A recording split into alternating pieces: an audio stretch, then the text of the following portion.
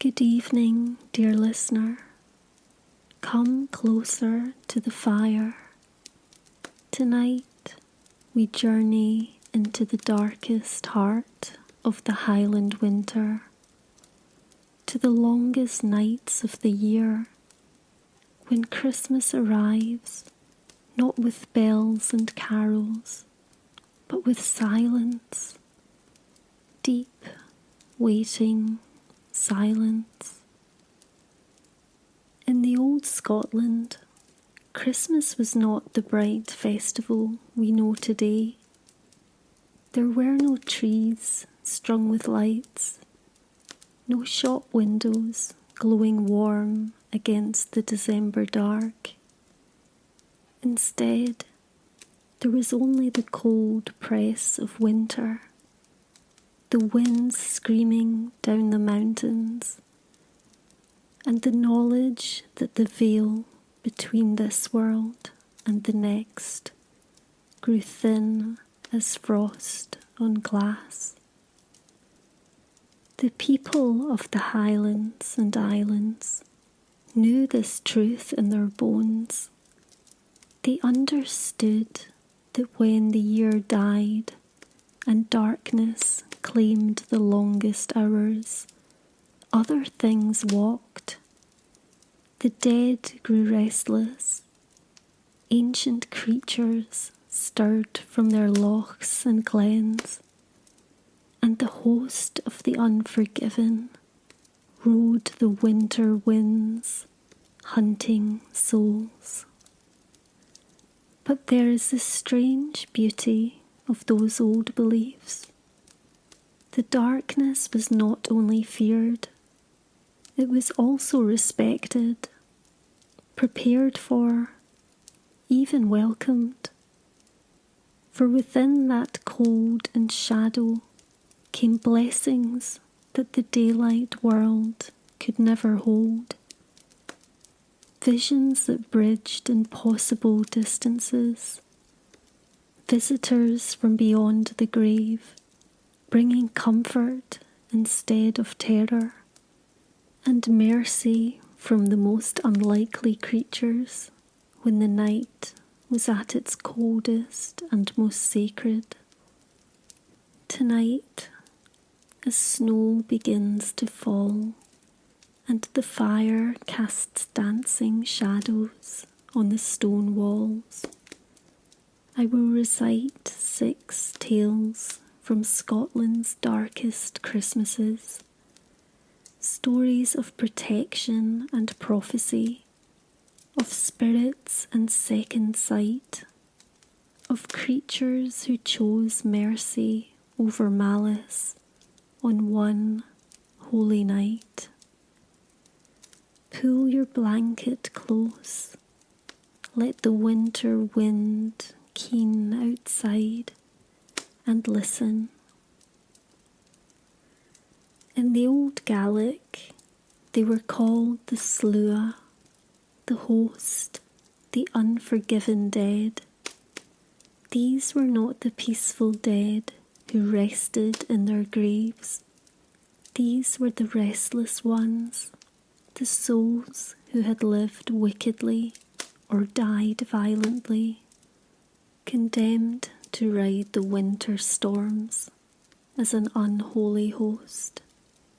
They flew on the night winds, invisible but for the terrible sound of their passage, a rushing like 1,000 wings, voices crying out in anguish and rage.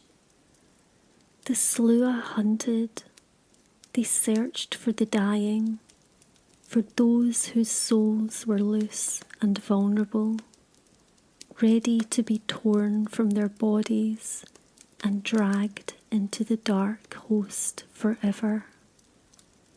They came from the west, riding in from the Atlantic on winter gales, and they were most dangerous during the longest nights of the year.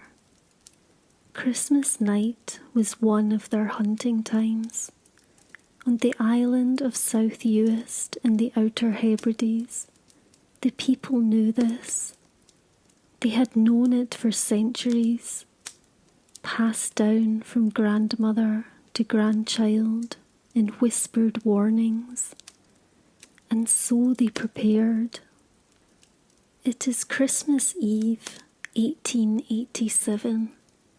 The MacLeod Croft sits low and dark against the Maher, that strange flat grassland where the island meets the sea. Inside, the family gathers as the winter storm builds. Ian MacLeod stands at the western window, watching the sky.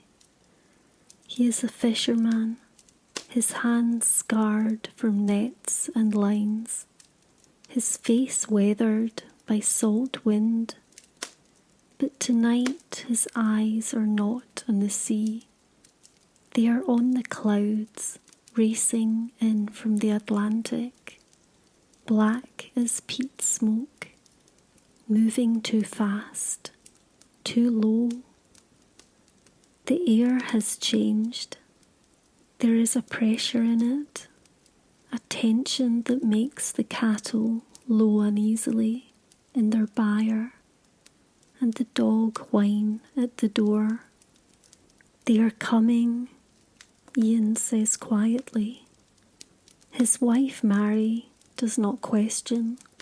She rises from her chair by the peat fire and begins to move through the house with purpose.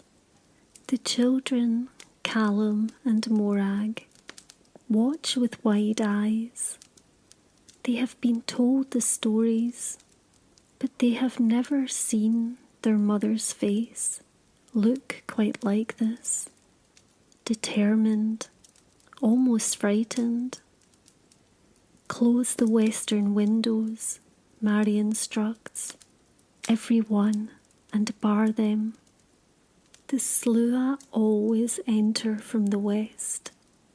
To leave a western window open on such a night is to invite them in, to give them access to the house and everyone in it.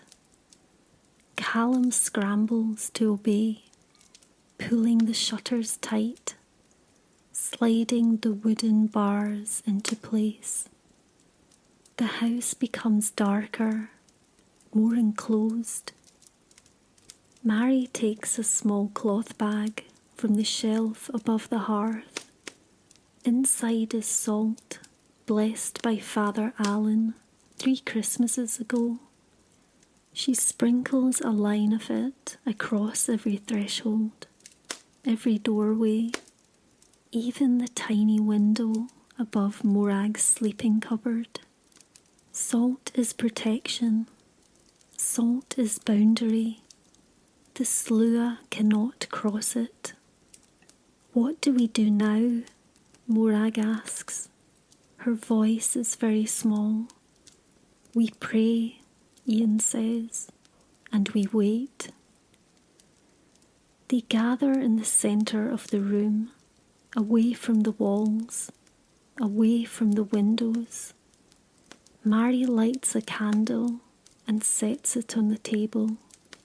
Its flame burns straight and steady, but the air around it feels heavy, expectant. Outside, the wind rises. It comes suddenly, not gradually, but all at once, as if something immense has taken a breath and begun to scream. The house shudders. The shutters rattle against their bars. The dog presses itself against Ian's leg, trembling. And then they hear it. The sound is like nothing else in the world.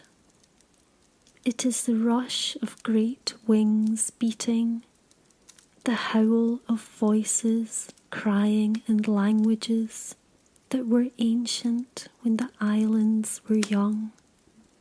It is rage and sorrow and hunger all woven together into one terrible chorus. The Sluagh are passing overhead. Callum clasps his hands over his ears. Morag buries her face in her mother's skirts. But Mary stands firm, her lips moving in silent prayer, one hand resting on each of her children's heads, as if to anchor them to the earth, to this world, to life itself.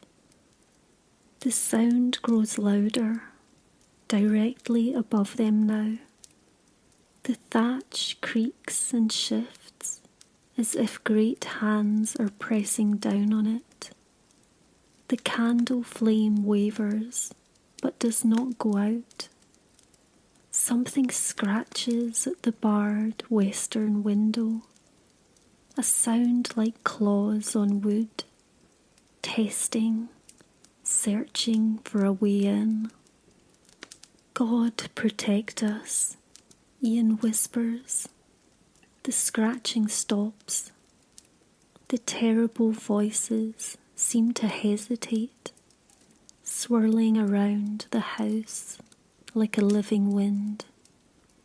For one moment, everything is suspended, balanced on the edge between safety and disaster.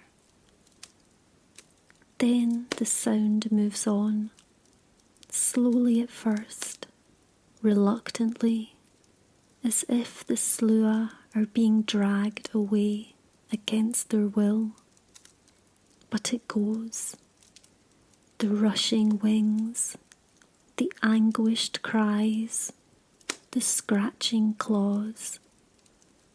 All of it passes eastward, away from the croft, away across the dark island toward the mountains.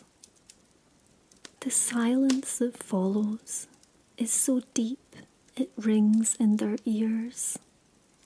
No one moves for a long time.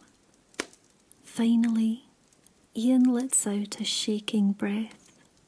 Mary's hands are still on her children's heads, trembling now that the danger has passed. The dog whimpers once and then settles, as if it too understands that survival has been earned. Is it over? Callum asks. For tonight, Marie says. Her voice is hoarse. They have passed us by. In the morning, they find that other families were also spared. Old Archie the shepherd, who lives alone at the edge of the village, had remembered to close his western windows. The Campbells, whose youngest daughter has been ill with fever, had laid a line of salt and kept her safely inside. All across the island, those who knew the old ways and followed them have survived the passing of the host. But there is one house where the western window was left open. A newcomer from the mainland, a man who had laughed at the old stories. They find him in the morning, still in his chair by the cold hearth. His face is frozen in an expression of terror, his eyes wide and unseeing, staring at something no one else can see. The doctor writes death by heart failure, but the islanders know better. They whisper the word as they prepare him for burial. Sluagh. And that Christmas, and every Christmas after, the MacLeods tell their children and their children's children about the night the host passed over, about the importance of respect, of preparation, of the rituals that protect, about love made visible through acts of care, closed windows and blessed salt, prayers whispered in the dark. For the darkness will always come, but it need not claim us, if we remember how to stand against it together. In the Highlands, there is a gift that runs in certain bloodlines. They call it the two sights, the ability to see what is hidden from ordinary eyes. It is not always a welcome gift. Those who possess the second sight often see things they would rather not see. They witness deaths before they happen, glimpse spirits of the departed, perceive omens in the landscape that speak of coming tragedy. The sight chooses its bearers, not the other way round, and it comes strongest at threshold times, New Year's Eve, Samhain, and Christmas. On Christmas night, when the veil is thinnest, the second sight can bridge distances that seem impossible. It can show a mother her son across an ocean. It can let a wife see her husband safe when all hope seems lost. It can bring comfort across the cold void of separation. In Sutherland, in the winter of 1902, old Katrina Mackay sits alone in her cottage on Christmas Eve. She is a woman carved from the same stone as the mountains around her. 73 years she has lived in this place, and the land has marked her, bent her back and narrowed her hands, but left her eyes clear and sharp as ice.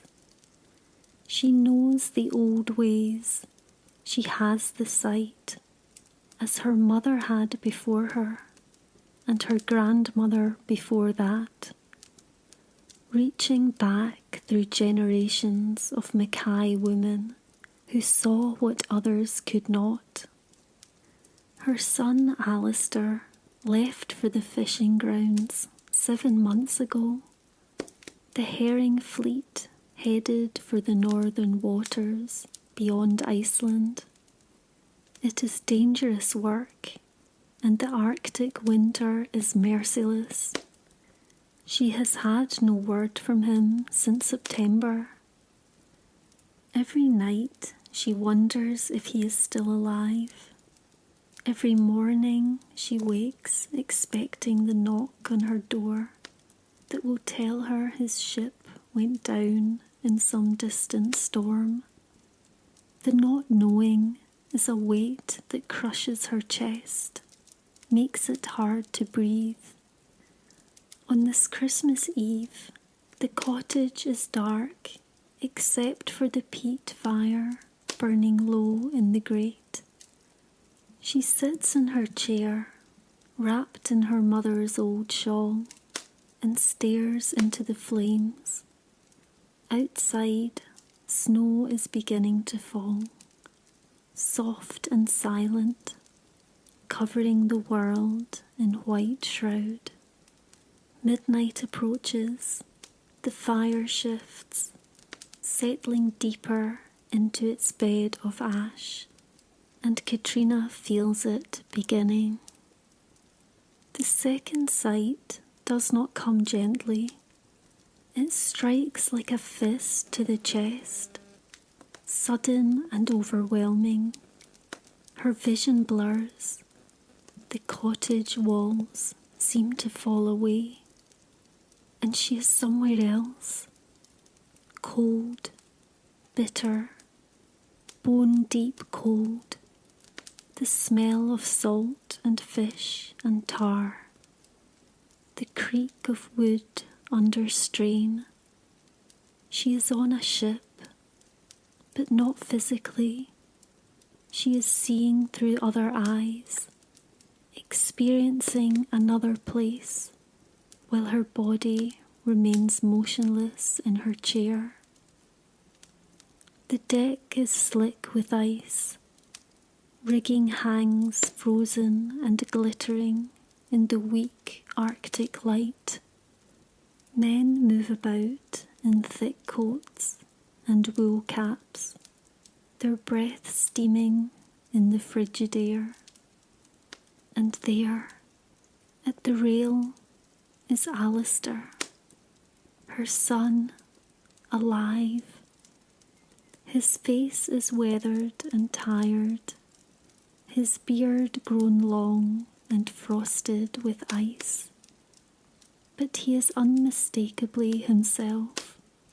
She would know him anywhere, across any distance, in any darkness. He is staring out at the northern horizon, where the sky meets the frozen sea, in a line of deep purple and gold. His expression is distant, thoughtful, homesick. And then he does something that stops her heart. He reaches into his coat and pulls out a small object. Even from her strange vantage point, Katrina recognises it. A stone from the beach near their cottage, smooth and grey, the kind Alistair used to collect as a boy. He has carried it with him all this way. He holds it up to the pale light, turning it over in his fingers. His lips move, though Katrina cannot hear the words across the impossible distance.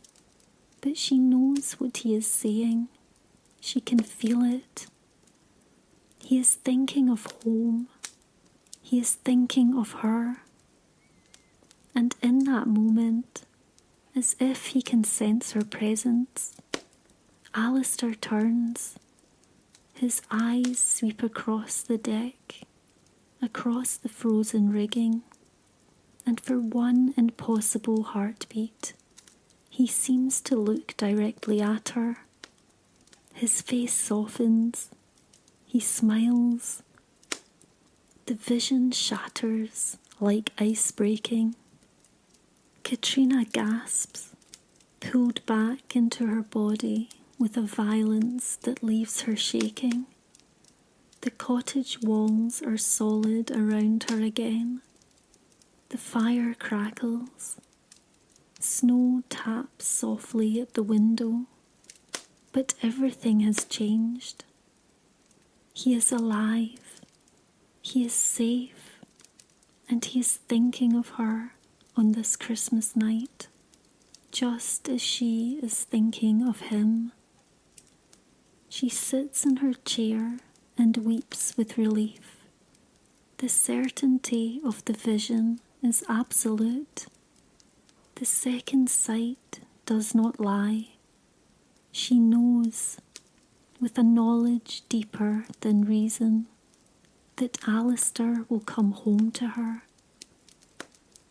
6 weeks later, in February, a letter arrives. The herring fleet is returning early, driven south by pack ice. They will dock in Aberdeen by the first week of March.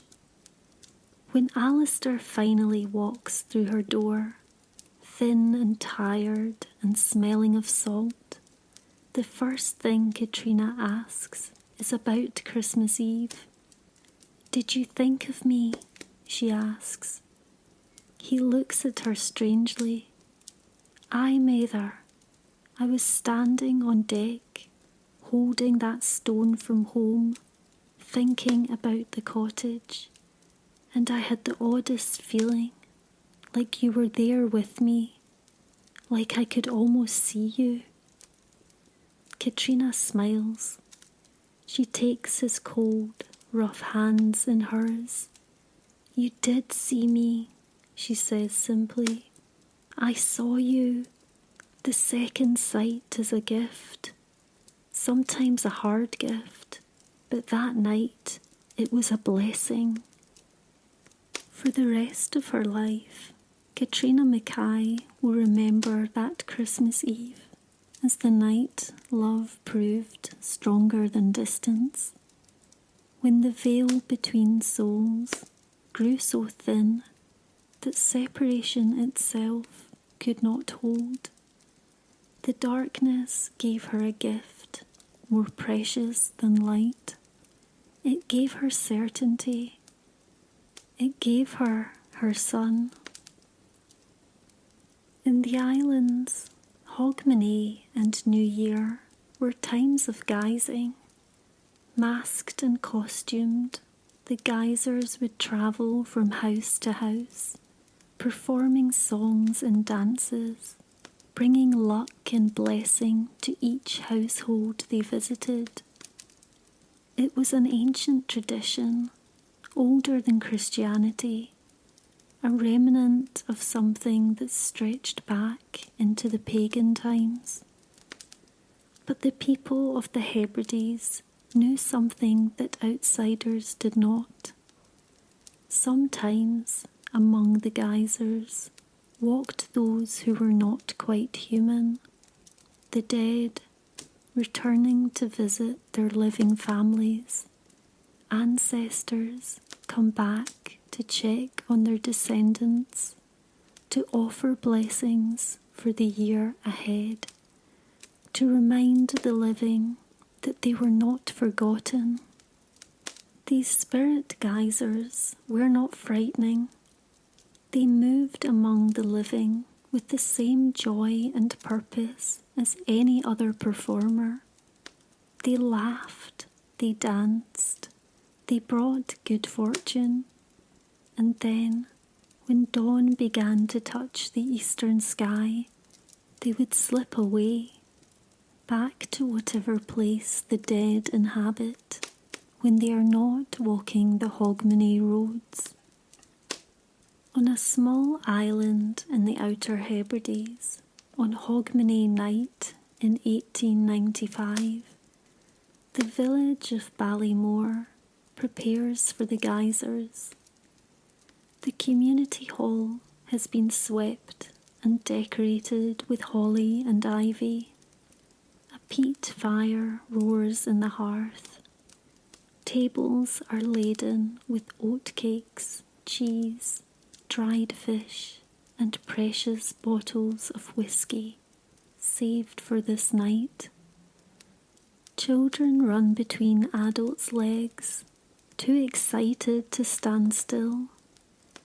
Old Marion Begg, who is 91 and remembers Hogmanays going back 8 decades, sits in the seat of honour by the fire, her eyes bright and watchful.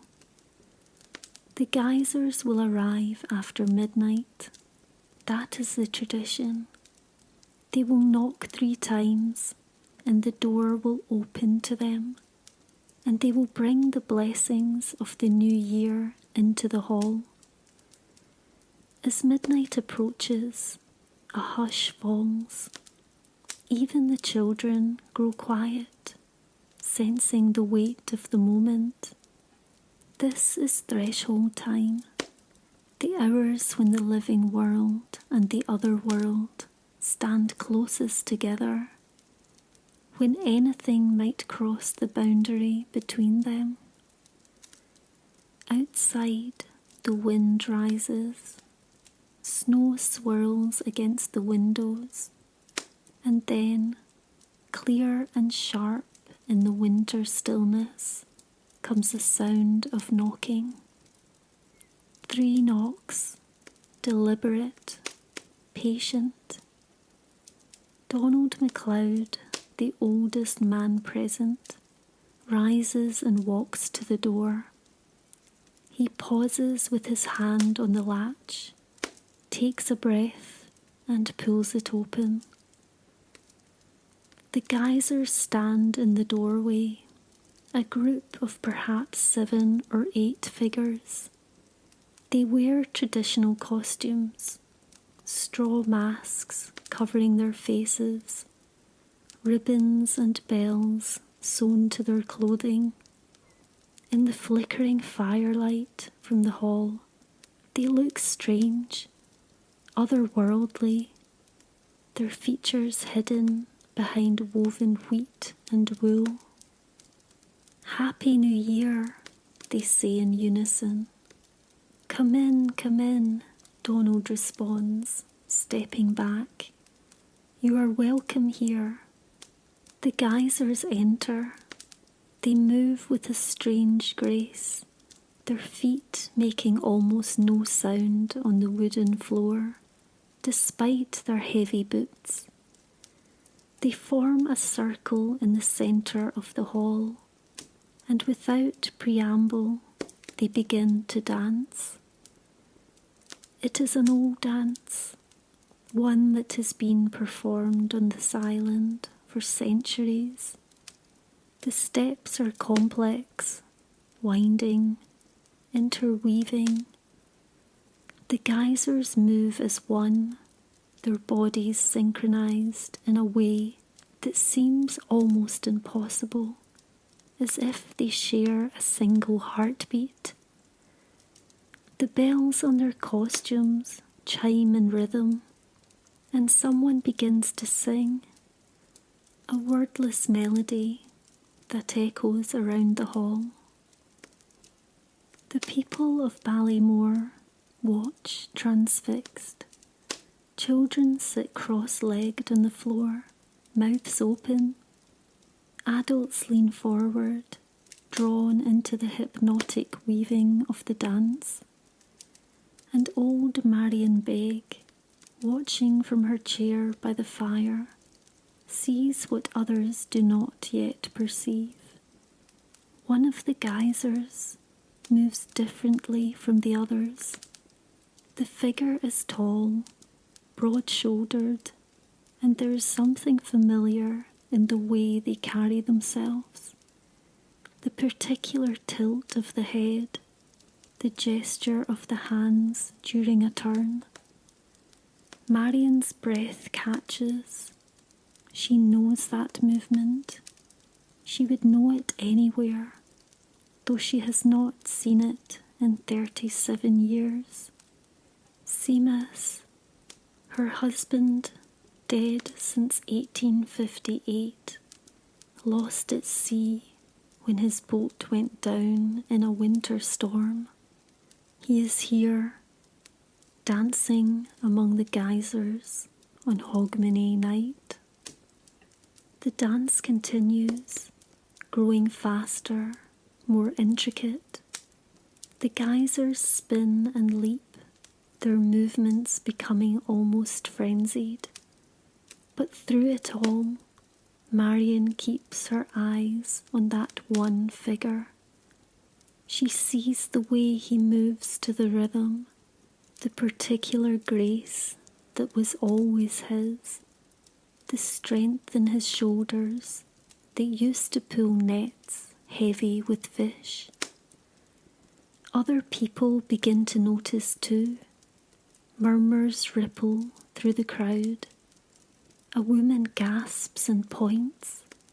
A man crosses himself. They are recognizing faces behind those masks, movements that belong to the departed. The dead have come to dance with the living on Hogmanay night. But there is no fear in the hall, only wonder and a strange aching joy. These are not vengeful spirits. They are not here to frighten or harm. They are family, come home for one night, come to share in the celebration and leave their blessings behind. The dance reaches its climax and then gently subsides. The geysers come to a standstill, breathing hard under their masks. For a moment, no one in the hall moves or speaks.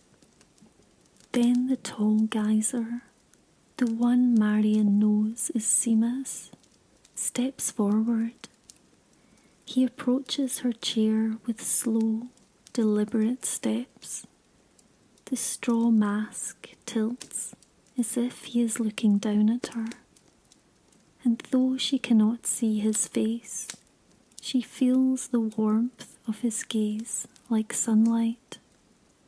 He reaches out one gloved hand and touches her shoulder, just once, a brief, gentle pressure, and Marion knows he is telling her that he is well, that he has not forgotten her, that love does not end simply because he is no longer with her.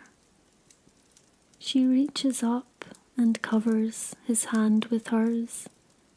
Her fingers brush the rough wool of his glove, and for just an instant, she swears she can feel the warmth of his skin underneath. "My love," she whispers. The figure nods. Then he steps back, rejoining the circle of geysers. They do not stay much longer. They perform one more dance, simpler and slower than the first, and then they begin to move toward the door. As they pass each person in the hall, they touch them lightly, a brush of fingers on a shoulder, a hand briefly held, blessings given wordlessly, health, safety, good fortune for the coming year.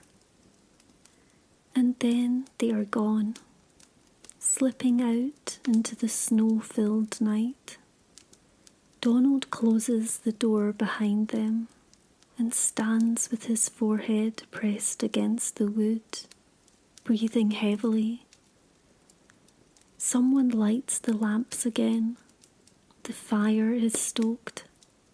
Slowly, the spell breaks, and people begin to talk in hushed, awed voices.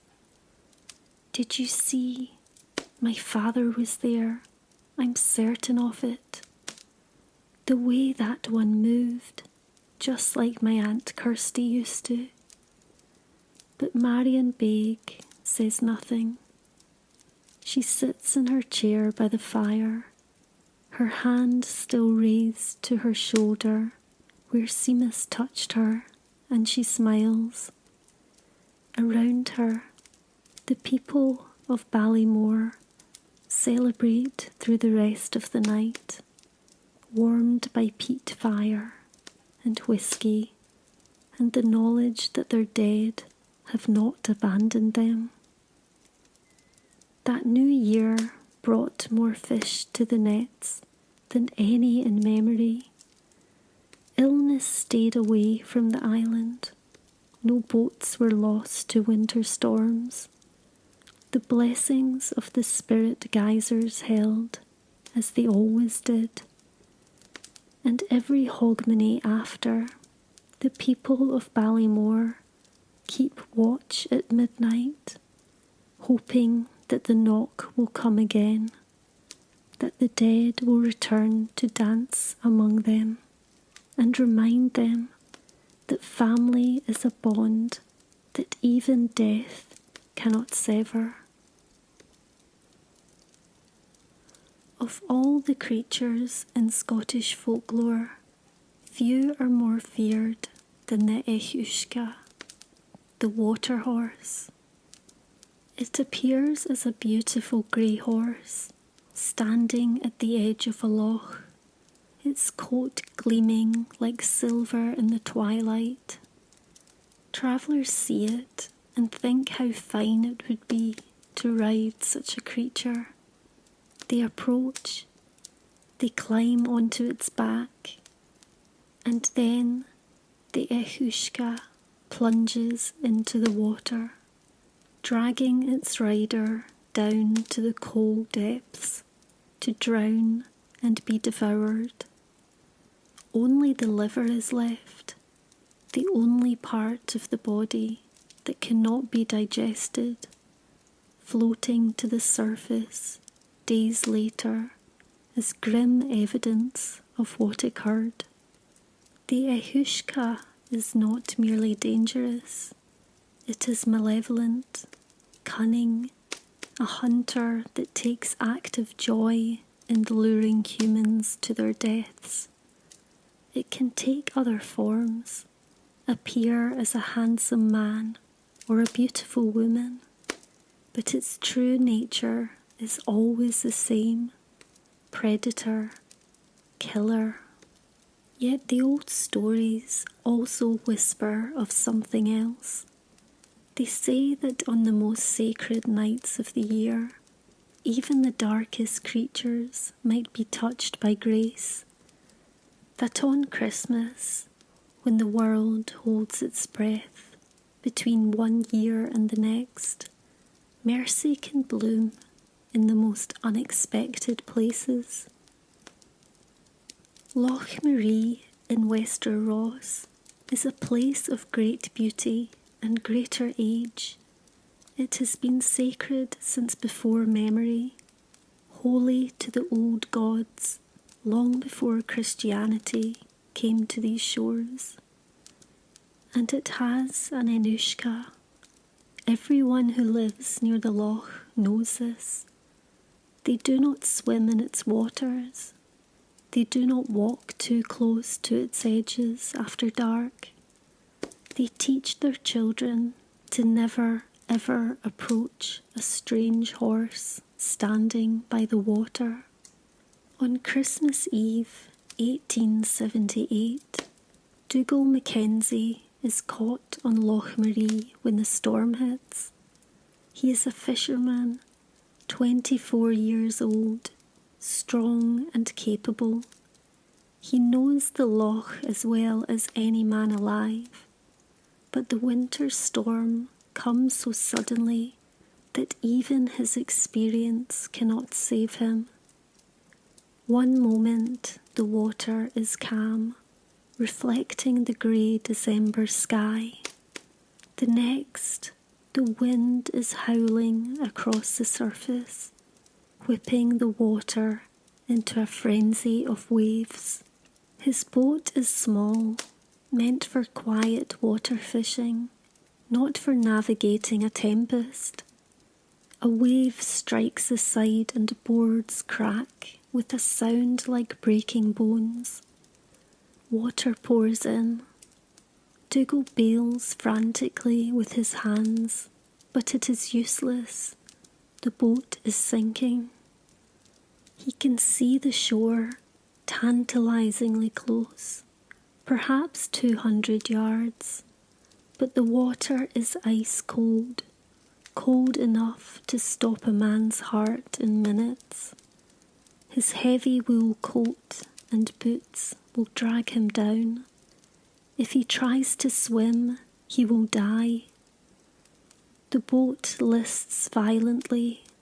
He loses his grip, slides across the tilting deck, and plunges into the loch. The cold is a physical blow. It drives the air from his lungs, seizes his muscles, sends needles of agony through every nerve. He surfaces, gasping, choking on freezing water. His coat is already pulling him down. He tries to shrug out of it, but his hands are numb, clumsy. The shore seems impossibly far away. He is going to die here, on Christmas Eve, in the dark water of Loch Marie. And then he sees the horse. It emerges from the water, perhaps 20 feet away, a grey horse, pale as moonlight, its mane streaming with water. It fixes its dark, liquid eyes on Dougal. Terror floods through him, colder than water. He knows what this is. The Ehushka. He is dead. It will pull him under, and he will never be seen again. But the horse does not attack. It watches him for a long moment, its head tilted as if considering, and then, slowly, deliberately, it begins to swim, not toward him, parallel to him, moving in the direction of the shore. Dougal treads water, his limbs already growing heavy, his thoughts beginning to blur with cold. He does not understand what is happening. The creature should have killed him by now. The horse stops, turns, looks back at him. Its eyes are not the eyes of a mindless predator. There is intelligence in them, ancient, inhuman intelligence, and something else, something that might be pity. It swims back toward him. Dougal tries to recoil, but he is too weak, too cold. The Ehushka comes alongside him, so close he could touch it, and then he waits. He understands dimly through the fog of hypothermia. It is offering him guidance, not a ride, that would still be death, but it will show him the way through the storm-tossed water, navigate the currents that he cannot see. He has no choice. If he refuses, he will drown here within minutes. So Dougal begins to swim, following the pale shape of the Ehushka as it moves through the dark water. The horse swims slowly, adjusting its pace to match his flagging strokes. When he begins to falter, it circles back, as if checking on him. It leads him around hidden rocks, through channels where the current is weaker, along a path that only it can perceive. Dougal's vision is narrowing. His entire world has become the silver shape ahead of him, and the desperate need to keep moving, keep swimming, keep his head above water. He cannot feel his hands or feet anymore. He is more ice than man. And then his feet brush against something solid. Rocks, the bottom, the shore. He crawls the last few feet, dragging himself onto the beach like a seal, collapsing face down on the frozen gravel. He lies there for a long time, shaking violently, his lungs burning, unable to move or think. Finally, he finds the strength to lift his head. He looks back at the loch. The horse is still there, perhaps 30 feet from shore, watching him. The storm has begun to ease, and in the strange grey light, the Ehushka looks almost ghostly, insubstantial, as if it is made of mist and memory rather than flesh and bone. Dougal raises one trembling hand in acknowledgement. Thank you for my life. The horse dips its head once, a strangely courtly gesture, and then it sinks beneath the surface of the loch and is gone, leaving only ripples that quickly smooth away to nothing. It takes Dougal 2 hours to walk home, stopping frequently to rest, his wet clothes freezing to his body. When he finally stumbles through his door, his mother screams and rushes to strip off his frozen garments, to wrap him in blankets by the fire, to force hot whiskey between his chattering teeth. The boat went down, he manages to say. I should have drowned, but the Ehushka, it helped me. It guided me to shore. His mother's face goes pale. She crosses herself, but she does not disbelieve him. She has lived by Loch Marie all her life. She knows what dwells in those waters. It's Christmas Eve, she says softly. Even the old creatures remember the sacredness of this night. Even they can choose mercy when the darkness holds its breath and waits for light to be born again. Dougal Mackenzie lives for another 47 years.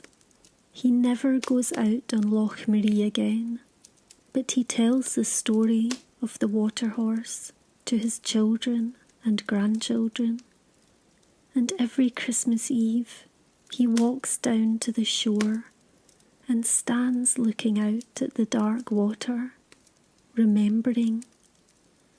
Sometimes, just sometimes, in the twilight, he thinks he sees a pale shape moving through the water, a silver horse, patient and ancient, still keeping vigil. He raises his hand in salute, and the shape, if it is really there, dips its head in response before sinking back into the cold depths. There is a church on the southern tip of Harris in the Outer Hebrides, at a place called Rodel. It is called St. Clement's, and it is very old. Built in the 1500s, they say, though the ground beneath it has been sacred far longer than that.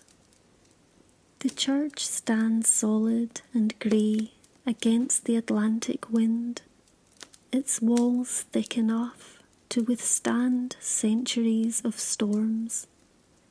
Inside, it is dim and cold, smelling of stone and damp and the accumulated prayers of generations.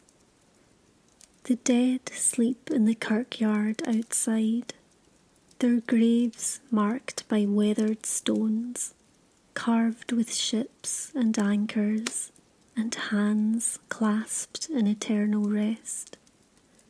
The people of Harris know that on Christmas night the dead return to their church. It is not a frightening belief, it is simply a fact, acknowledged and accepted. The dead have a right to their place of worship, just as the living do. Once a year, they come back to pray in the church where they were baptized, where they were married, where their funerals were held. They come home and they knock. Always they knock at the door 3 times, seeking entry. In the winter of 1903, a young minister named Alan MacDonald has just arrived at Rodel. It is his first posting, and he is earnest and educated and full of modern ideas about faith and reason.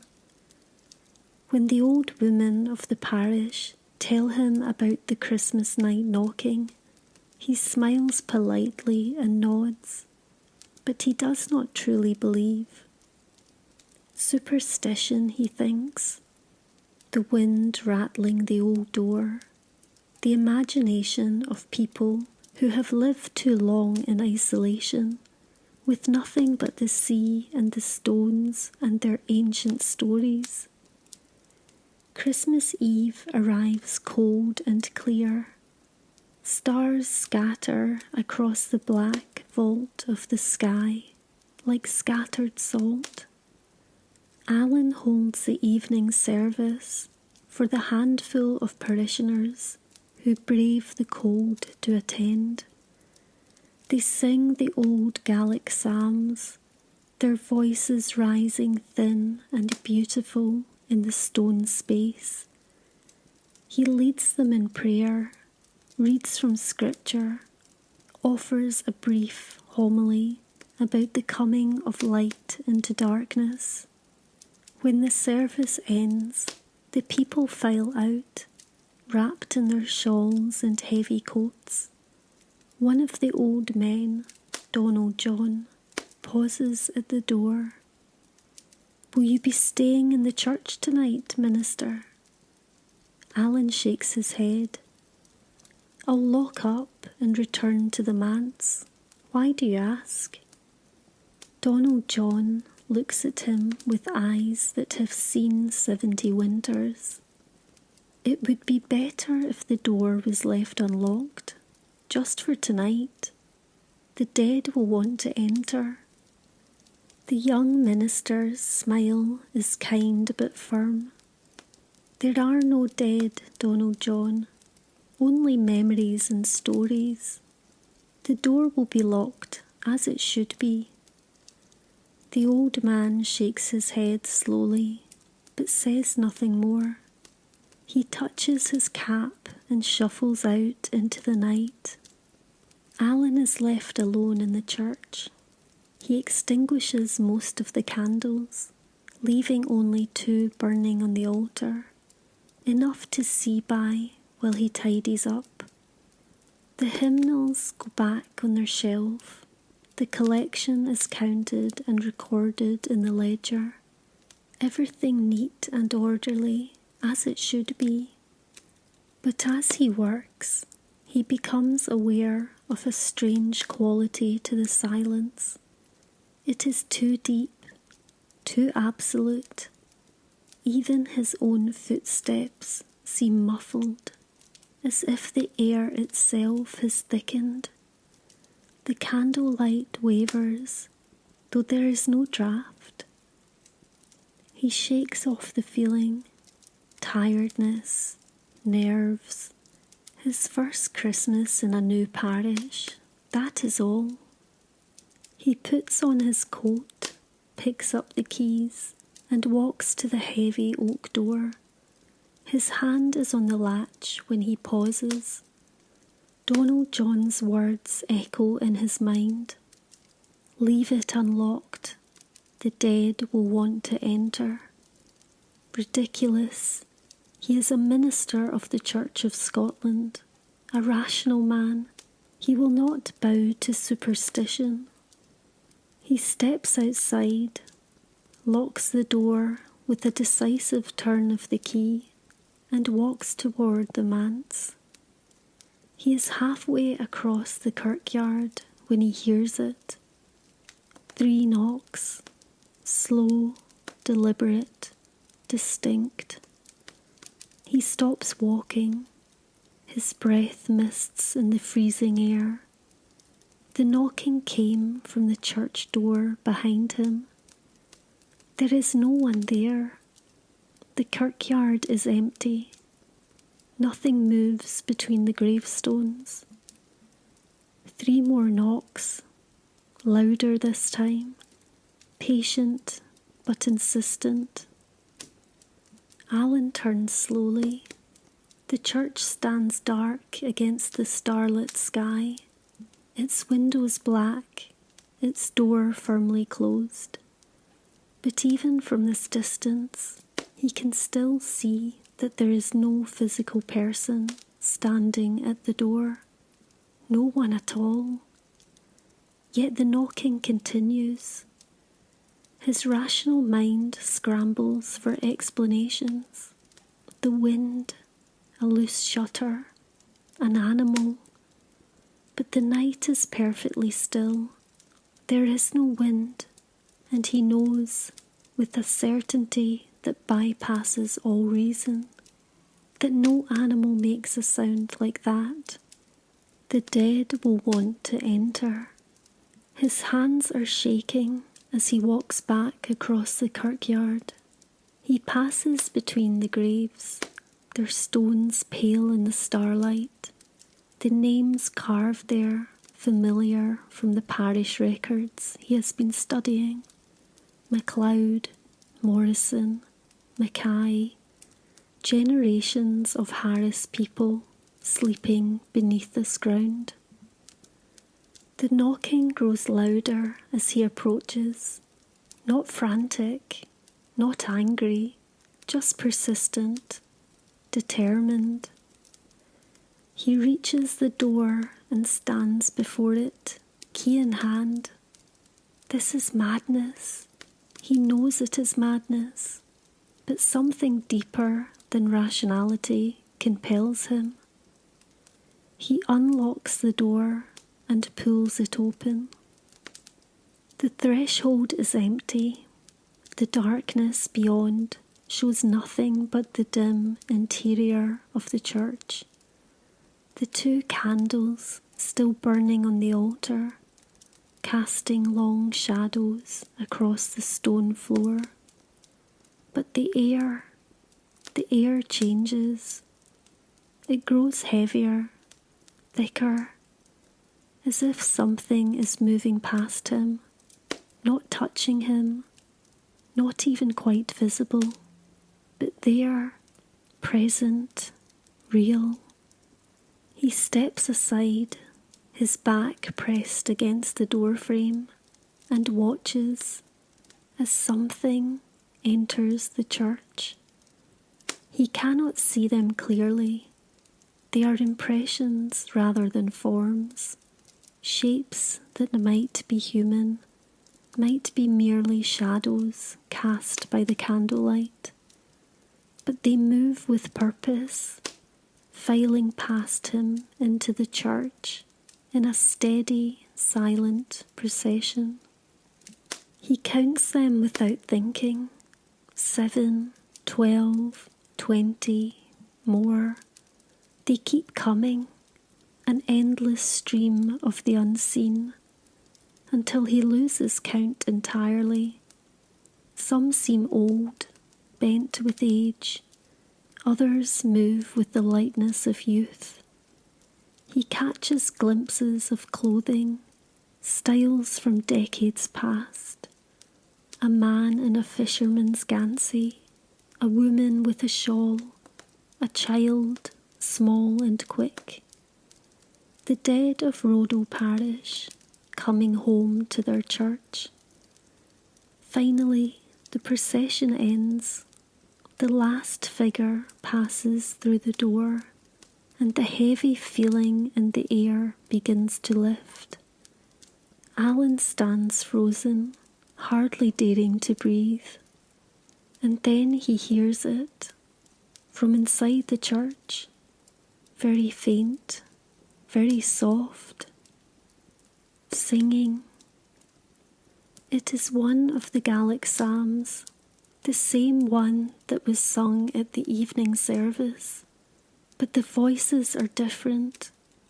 There are dozens of them, perhaps hundreds, harmonizing in the old style, the sound rising and falling like waves on a shore. It is the most beautiful thing Alan has ever heard. He should be terrified. Every instinct screams at him to run, but he finds himself walking forward instead, drawn into the church by the singing. The interior is as it was when he left, empty pews, 2 candles on the altar, no visible congregation, but the singing continues, filling the space, echoing off the stone walls, until it seems to come from everywhere and nowhere at once. Alan stands at the back of the church and listens. He does not understand what is happening. His modern education, his seminary training, his rational theology, none of it prepared him for this. But in this moment, understanding seems less important than simple acceptance. The dead have come to pray. They have gathered in their church on Christmas night to worship, just as the living did hours before, and there is no malice in their presence, no threat, only a profound sense of longing, of souls seeking connection to the sacred, to the place that was theirs in life and remains theirs even in death. The Psalms ends, silence falls, deeper and more complete than before, and slowly, gradually, the heaviness in the air begins to dissipate. The unseen congregation is leaving, filing out through some exit Alan cannot perceive, returning to their graves in the kirkyard. He waits until the last echo of their presence has faded. Then he walks forward and kneels at the altar rail. He does not pray in words. He simply remains there, head bowed, acknowledging something far older and stranger than his theology ever imagined. When he finally rises and leaves the church, dawn is beginning to touch the eastern horizon. He does not lock the door. At the church service later that morning, Donald John catches his eye and nods once, knowingly. Alan nods back. No words are needed. From that Christmas forward, Alan MacDonald never locks St. Clement's on Christmas Eve. He leaves the door open and the candles burning, a welcome for whoever wishes to enter. And if anyone asks why, he simply says that the church belongs to more than just the living. Some traditions, he has learned, exist because they are true. In the old Highland homes, there were sometimes other presences, small spirits called brownies, who would help with household tasks in exchange for a bowl of cream or a piece of oatcake left by the hearth. They were shy creatures, never seen in daylight, but their assistance was invaluable. Threshing done overnight, cream churned, wool carded and ready for spinning. But there was another kind of help that sometimes came, not from brownies, but from the dead themselves. A husband who returned to finish the work he had begun in life. A mother who could not rest while her children struggled. A grandfather who had one more task to complete before he could truly let go. And at Christmas, when the dead walked more freely than at any other time, such help was not uncommon. In a small croft high in the hills above Loch Ness, in the winter of 1896, Ina McIntosh sits by her fire and watches the spinning wheel stand idle in the corner. She is 57 years old and has been a widow for 3 months. Her husband Hector died in September, his heart simply stopping one morning as he repaired the sheep pen. She found him there, slumped against the stone wall, his face peaceful, as if he had merely decided to rest for a moment. Since then, she has been alone. Their children are grown and gone to the cities, seeking work. She has the croft, the few sheep, and the long Highland winter stretching ahead of her like an endless road. She has been ill these past few weeks. Nothing serious, the neighbours say. A chest cold, common enough at this time of year. But it has weakened her, left her breathless and tired. The simple tasks of daily life have become mountains to climb, and the wool remains unspun. It is essential work. She needs the yarn to weave cloth, to make the warm things that will see her through the winter. Socks, shawls, a new blanket to replace the one that is worn thin. Without the yarn, she will suffer, but her hands shake too much. Her breath comes too short. She cannot manage the wheel. Christmas Eve arrives. She prepares a small meal for herself, bannock and cheese and weak tea, and sits wrapped in blankets by the peat fire. Outside, snow falls steadily, muffling the world in white silence. She looks at the pile of raw wool in its basket beside the wheel. She thinks of Hector, who used to sit with her on winter evenings while she spun. He would mend harnesses or sharpen tools, and they would talk quietly about nothing and everything. The companionable silence of two people who have lived together so long that they no longer need words to understand each other. She misses him with an ache that is physical, a pain in her chest, more real than the one from her illness. I cannot do it alone, she whispers to the empty room. I cannot do it without you. The fire crackles, snow taps at the window, the croft creaks and settles in the cold. Ina's eyes grow heavy, the warmth of the fire, the exhaustion of her illness, the deep loneliness of Christmas Eve without her husband. All of it pulls her down towards sleep. She does not fight it. She lets her head tip back against the chair and closes her eyes. She wakes sometime deep in the night. The fire has burned low, just embers glowing in the hearth. The room is cold and dark, but there is a sound. The spinning wheel is turning.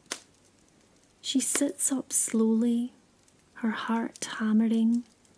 The wheel spins steadily in the corner, its rhythm familiar, comforting.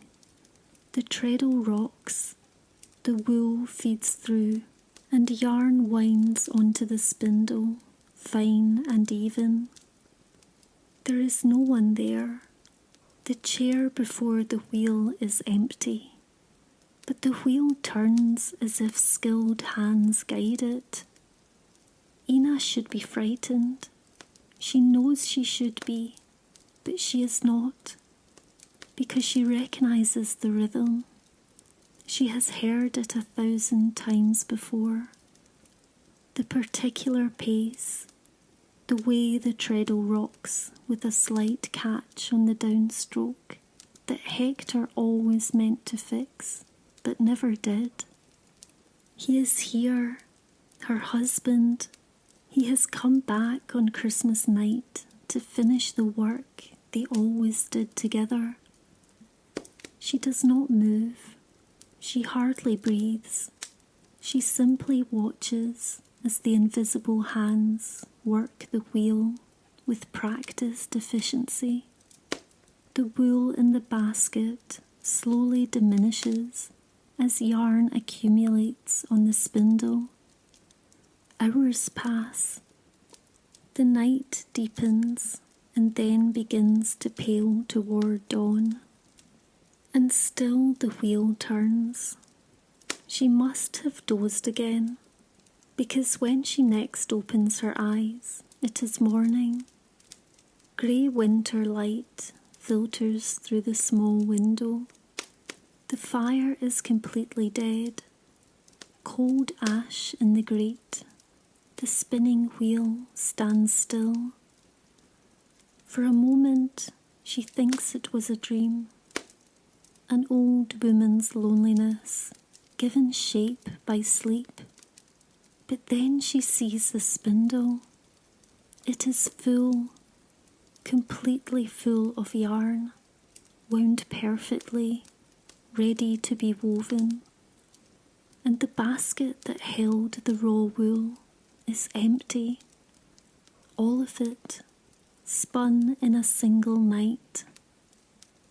Ina rises shakily from her chair and walks to the wheel.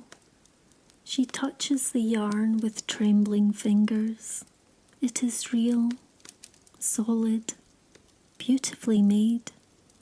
The work of someone who knew what they were doing, who had spun wool for decades. She looks around the room. Everything is as it was, except for the completed spinning. There is no other sign that anyone was here. But on the small table beside the hearth, she finds something that makes her breath catch.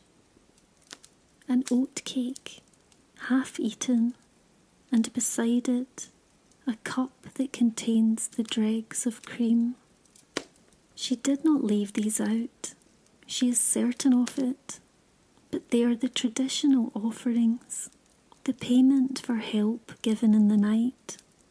Hector would have known this, would have remembered the old ways, even in death. Ina sits down heavily in her chair. She is crying, tears running down her weathered cheeks. But she is also smiling. "Thank you," she says to the empty room. "Thank you. I know you cannot stay. I know you have to go. But thank you for this, for coming back one more time, for helping me, for loving me still."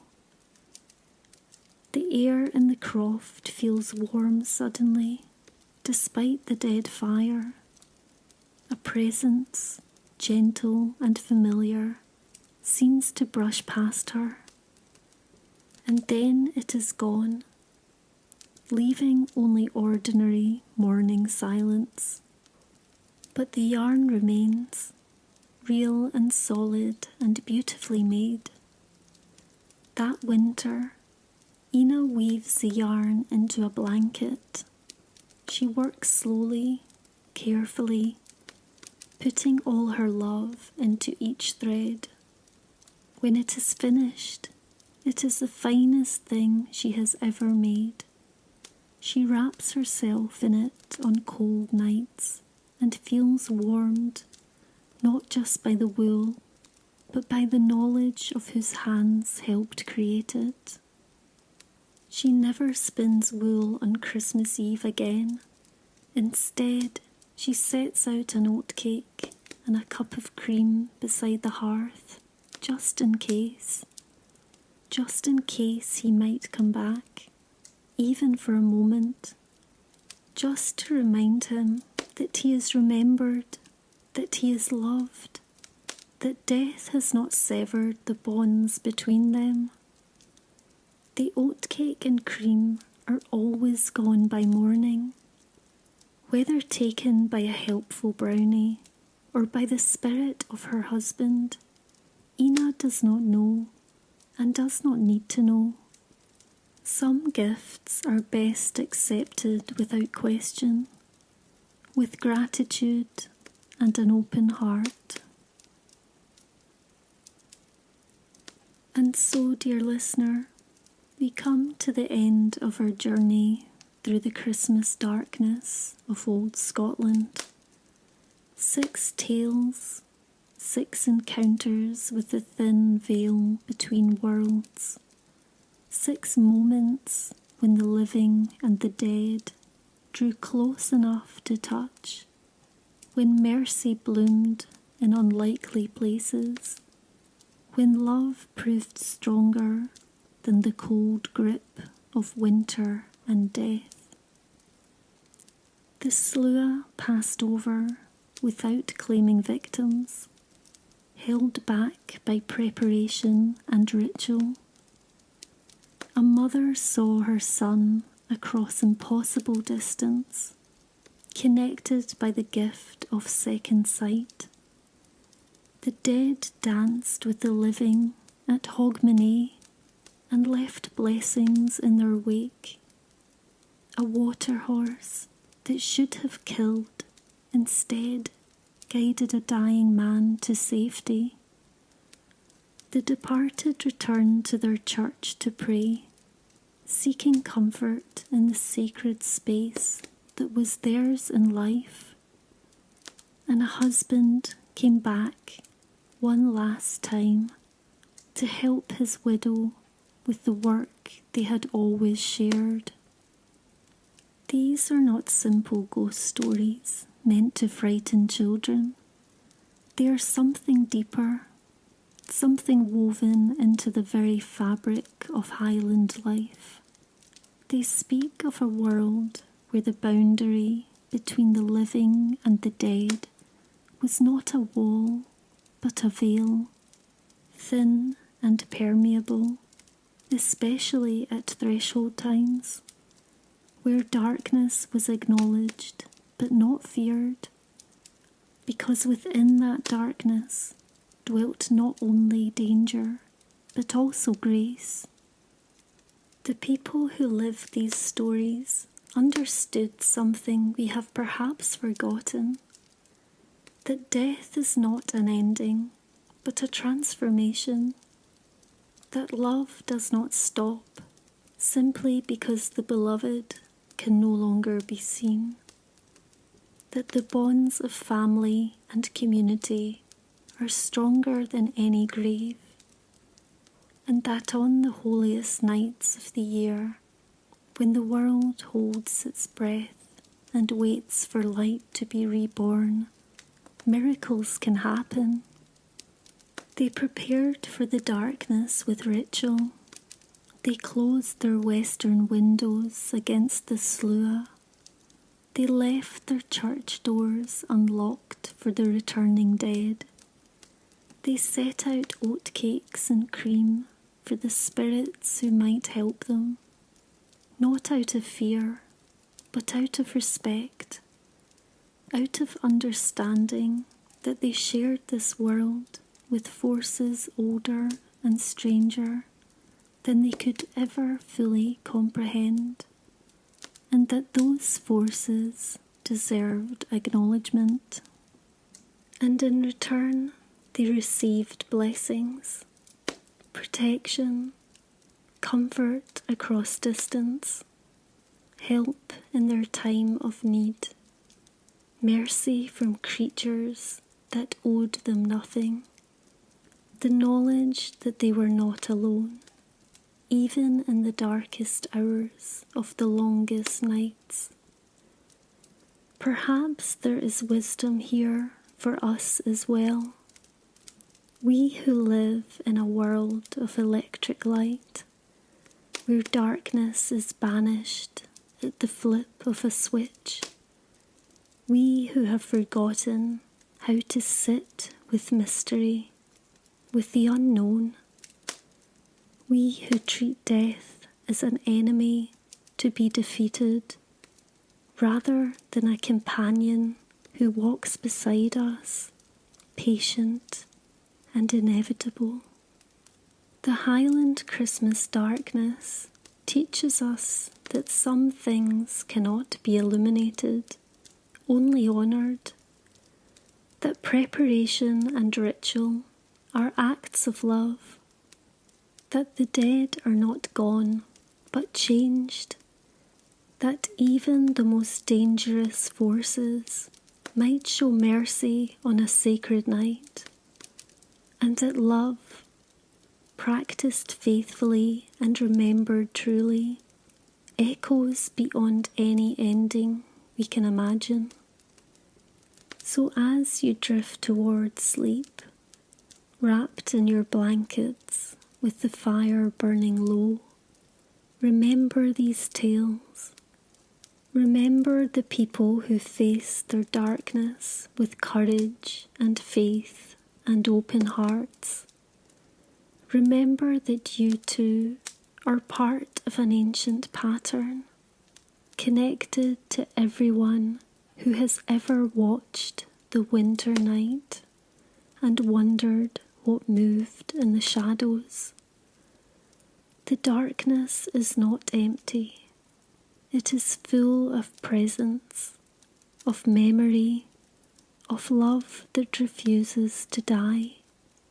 And sometimes, if you listen carefully, you can hear it, the rushing of great wings passing overhead, the distant sound of a spinning wheel, the knock at the door on Christmas night. Do not be afraid. The Christmas darkness holds blessings for those brave enough to receive them.